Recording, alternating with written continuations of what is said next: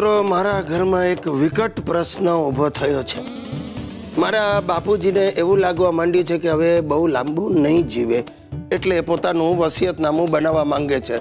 પણ હવે તકલીફ એ છે કે મારા બાપુજીના બાપુજી એટલે કે મારા દાદાજી હજુ જીવે છે અને એમણે પોતાનું વસિયતનામું બનાવ્યું નથી. એટલે મારા બાપુજીને ખબર નથી કે એમને એના બાપુજી તરફથી શું મળવાનું છે.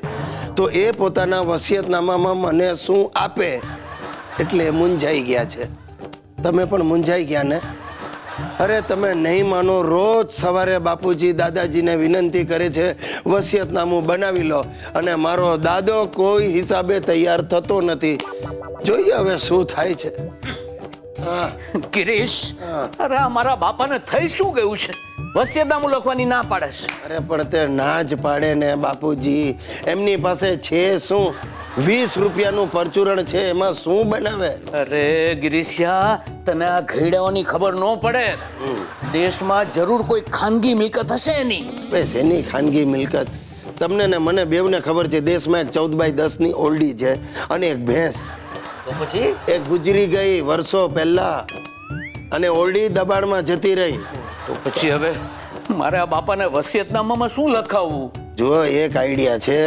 તમે દાદાજીને એમ કહો કે તમારી જે કાંઈ મિલકત છે એ તમને આપે છે, અને વળતું તમે એમ લખો તમારા વસિયતનામામાં કે તમારી મિલકત અને દાદાએ આપેલી મિલકત તમે તમારા એકના એક વારસદાર ગિરીશ કુમારને આપો છો.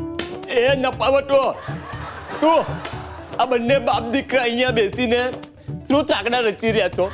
હે, શું વાત ચાલતી હતી? મારી મિલકત પચાવી પાડવી છે કેમ તમારે? બાપા, કંઈ પચાવવું નથી મારે તો બધું આપવું છે. હા, બે છાની માની બધી ખબર પડે છે મને. અરે દાદાજી, ખબર પડે છે તો એકવાર બોલી દો ને. શેની ખબર પડે છે? અમને ખબર પડે. અરે નહીં બોલે ગિરીશા, નહીં બોલે. આ મારો બાપ છે, મને ખબર છે એમ કહીને આપણને બેયને લબડાવે છે. લબડાવે છે એમને તો બંને જણા કાન ખોલીને સાંભળી લ્યો. હું મારી બધી મિલકત અનાથ આશ્રમમાં આપી દેવાનો છું. આપી દો, મને જ આપી દો. અમે તમારા ગયા પછી હું અનાથ જ થઈ જવાનું. લાવો. હા, મને ખબર છે હરામખોર, તું એની જ રાહ જોવે છે ને કે હું ઉપર પહોંચી જાઉં તારી તો. શું કરો? અરે મોટો થઈ ગયો, લાકડી ઉગાવે છે. ભાઈ, હાથ જોડું દાદાજી. બાપુજી, તમે બંને જણા વસિયત માટે ઘરમાં કંકાસ નહીં કરો. અરે એટલે તો ઝઘડું છું. એ મને આપે તો હું તને આપું ને. આ તે પણ મારા બાપાએ મને ઘંટડી આપી હતી. હું તને શું આપું? તંબુરો?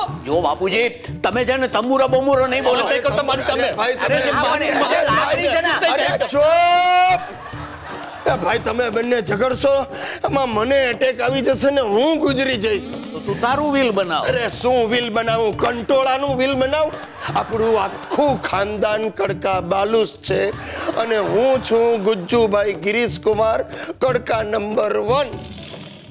હે રામ સાહેબ, આપણા દેશના 3 રાજ્યોમાં મહિલા મુખ્યમંત્રી છે, એનો નશો મારી બૈરીને ચડ્યો છે. સુશલીએ મને ત્રાસ આપવાનું શરૂ કર્યું છે. મને કહે છે હવે ઘરમાં તમારો અવાજ નહીં જોઈએ, મારું રાજ ચાલશે, હું કઈ સહેમત થશે. અરે ભૈલાઓ, તમે બહુ રાજ કર્યું, હવે મહિલાઓનો જમાનો આવ્યો છે. બોલો સાહેબ. આજે સવારે હું ઉઠ્યો ત્યારે અહીંયા આ સોફા પર આમ ઢોળાઈ ગઈ હતી, ટાંટિયા ટેબલ પર મૂકીને બેઠી હતી.